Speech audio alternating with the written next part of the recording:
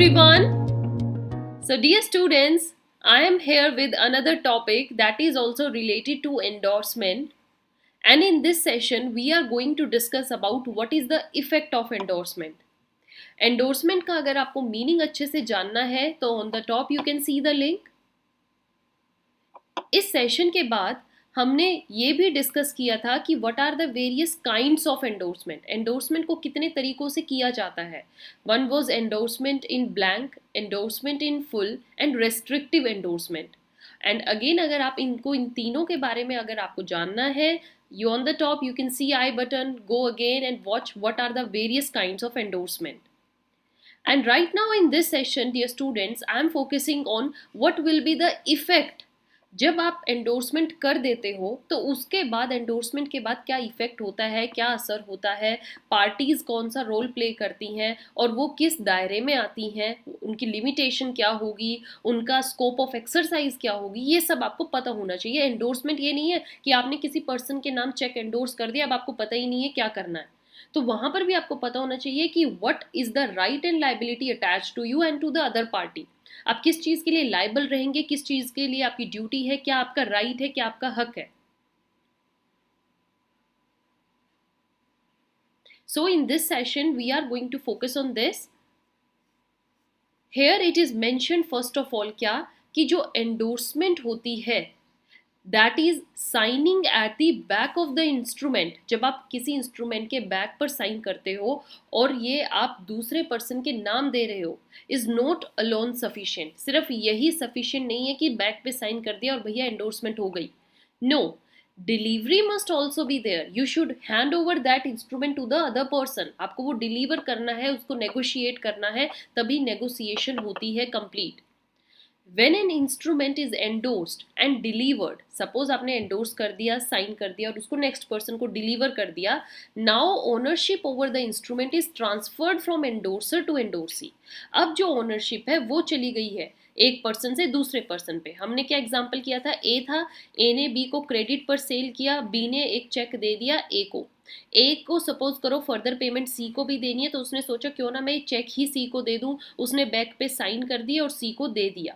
तो यहाँ पर साइन करे और सी को दे दिया, एंडोर्समेंट यहीं पर खत्म हो गई. एंड जो ये ट्रांसफर हुआ यहाँ से क्या हो गया, ऑनरशिप अब ए उस चेक का होल्डर या यू कह सकते हो आप ऑनर नहीं है, अब सी उसका ऑनर है. सी उस चेक के थ्रू पैसे लेने का हक रखता है, ए नहीं रखता. All right, now further what is mentioned here कि जो ये ऑनरशिप होती है it includes right to recover the money. अब ऑनरशिप का मतलब है अगर आप ऑनर हो, मतलब सी उस चेक का अगर हकदार बन गया है तो सी के पास क्या राइट है. इफेक्ट में अब देखो यही बताया गया है, अगर ऑनरशिप एक से सी के पास आ गई है एंडोर्समेंट होने के बाद, तो सी का यहाँ पर राइट है कि वो अब पैसे लेने का अधिकार रखता है. Right to claim the money, right to receive the money, recover the money. And एक और उसके पास राइट है to negotiate the instrument. Negotiate means कि अगर उसको फर्दर किसी को देना है, सपोज डी को, तो ये भी राइट अब सी के पास ही. अब ए सी को धक्के से नहीं कह सकता कि मैंने तुझे दिए जाके अब ये डी को दे. ए का खत्म वहीं पे सब कुछ. अब C has the right either to receive the money himself or he can endorse it to the other person.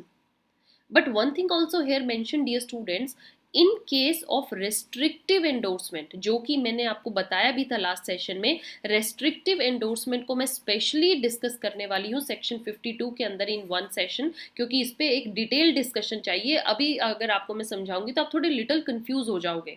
So however in this case अगर हम restrictive endorsement को छोड़ें तो इसमें क्या है, instrument can not be further negotiated. यहाँ restrictions होती हैं. इसी वजह से सपोज ए ने कोई रेस्ट्रिक्शन सी को लगाई तो सी उस रेस्ट्रिक्शन की वजह से, उन बंदिशों की वजह से फर्दर नेगोशिएट नहीं कर पाएगा. ये सिर्फ मेंशन्ड है रेस्ट्रिक्टिव में. अदरवाइज सी के पास पूरा हक होता है नेगोशिएट करने का भी और पूरा हक होता है मनी रिकवर करने का भी. ऑल राइट,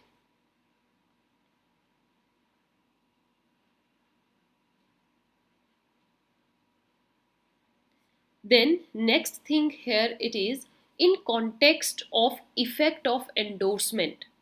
अगर हम एंडोर्समेंट के पॉइंट ऑफ व्यू से देखें क्या इफेक्ट होता है, सेक्शन 50 हमें क्लियर बताता है, ये सेक्शन 50 में मेंशन्ड है कि जो एंडोर्समेंट है of negotiable instrument followed by delivery, suppose आपने दूसरे पर्सन को दी तो वहां पर वो ट्रांसफर कर देती है the endorsee the property therein, property मतलब कि जो उस चेक के जितने भी अधिकार हैं वो सब अब सी को मिल गए हैं ए की बजाय। ओके, देयरिन जैसे राइट ऑफ फर्दर नेगोशिएशन करना। बट एंडोर्समेंट जो होती है may be express words, express से करी है तो आप नेगोशिएट कर सकते हो, लेकिन अगर उसमें कुछ रेस्ट्रिक्शन लगाई हैं या फिर कोई बंदिशें हैं तो वो उसको नेगोशिएट नहीं कर सकता।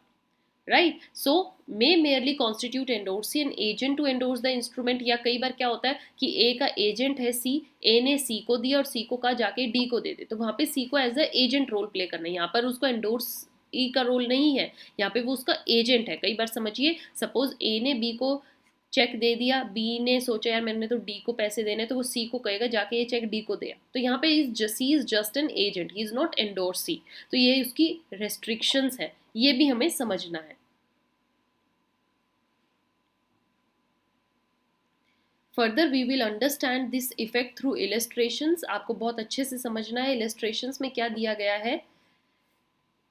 देखिएगा, एक चेक है और उस चेक के ही एग्जाम्पल से हम लेकर चलते हैं। बी है, बी ने साइन किया, फॉलोइंग एंडोर्समेंट करी। सपोज यहाँ पे थोड़ा सा पार्टीज का नेम चेंज कर देते हैं। बी ने ए को क्रेडिट पर सेल करी थी और ए को अब सब पैसा देना है बी को, तो वो चेक दे देता है। अब यहाँ पर बी बन गया उस चेक का होल्डर। अब बी सोचता है कि मैं इसको एंडोर्स करता हूँ सी को, मेरे को सी को पैसे देने हैं, तो बी सोच रहा है मेरे को सी को पैसे तो देने ही है, ये चेक दे देता हूँ। तो बी क्या करता है, साइन कर देता है चेक पर एंडोर्समेंट में ऑन डिफरेंट नेगोशिएबल इंस्ट्रूमेंट। अब इन सब से आपको पता लगेगा कि ये क्या रोल प्ले करते हैं। सपोज अगर उसने इन चारों फॉर्म में साइन किया है या ये चार बातें लिखी इनमें ऐसे साइन किया है, ऐसे एंडोर्स किया है, तो these endorsements exclude the right of further negotiation by C, मतलब सी फिर फर्दर पैसा आगे ये नेगोशिएट नहीं कर सकता। सी आगे सपोज डी को देना होगा तो डी को नहीं करेगा, डी को कर ही नहीं सकता क्योंकि वो बी के थ्रू कुछ रेस्ट्रिक्शन लग के आया है। तो हम देखते हैं कि किन केसेस में ऐसा है कि सी फर्दर वो डी को नहीं दे सकता। कैसे नहीं दे सकता, अगर बी ने साइन करके लिखा है pay the contents to C only, कि जो पैसा है वो सिर्फ सी को ही मिलेगा, तो सी अगर आगे डी को देगा कैसे दे सकता, उसमें तो नाम ही सी का है and it is written C only. Next thing क्या हो सकती है, pay C for my use only, कि सी को ही देने हैं क्योंकि मेरा सी से ही वास्ता था और मेरा काम था, मेरे हिसाब मेरे यूज के लिए सी को ही पैसे मिले।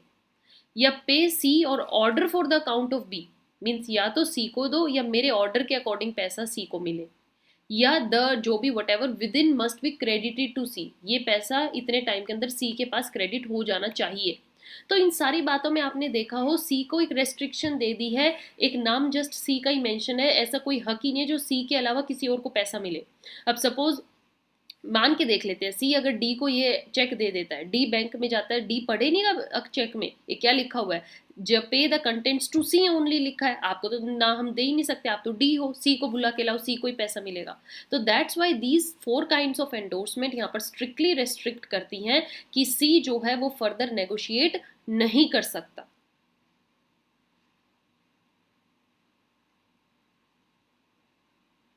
All right, and also here we have other examples जिसमें ये पता लगेगा कि हाँ सी फर्दर नेगोशिएट कर सकता है। यहाँ पर these endorsement do not exclude the right of further negotiation, मतलब सी यहाँ पर आगे भी अगर किसी को उसको देना है, एंडोर्स करना है तो कर सकता है। कैसे, जैसे अगर बी ने साइन करते हुए लिखा है पे सी, भाई ये पैसा सी को पे करो, तो सी आगे लिख देगा साइन करके कि मेरे को मिलना है, I order the payment to D, मेरे ऑर्डर से डी को करो। या फिर pay C value in account with Oriental Bank, just C को pay the contents to C being part of the consideration in certain deed of assignment executed by C to the endorser and others. भाई कोई assignment थी, कोई हमारे बीच में एक agreement थी और उसके थ्रू सी ने कुछ मेरा हेल्प करी थी, कंसीडरेशन की वजह से मेरे को ये पैसा सी को देना है। इसमें ये कुछ नहीं लिखा हुआ कि सी के अलावा किसी और को नहीं दिया जाए। तो ये कुछ ऐसी चीजें हैं जहां पर सी का राइट रेस्ट्रिक्ट नहीं होता है और वो फर्दर नेगोशिएट कर सकता है। All right students, so I hope with this illustrations आपको एंडोर्समेंट के इफेक्ट समझ में आए हैं, क्या राइट होता है एंडोर्सी के पास क्या क्या हक मिल जाते हैं, क्या वो ओनर बन जाता है, नहीं। And thank you for listening. Don't forget to subscribe, share more and learn more. Thank you.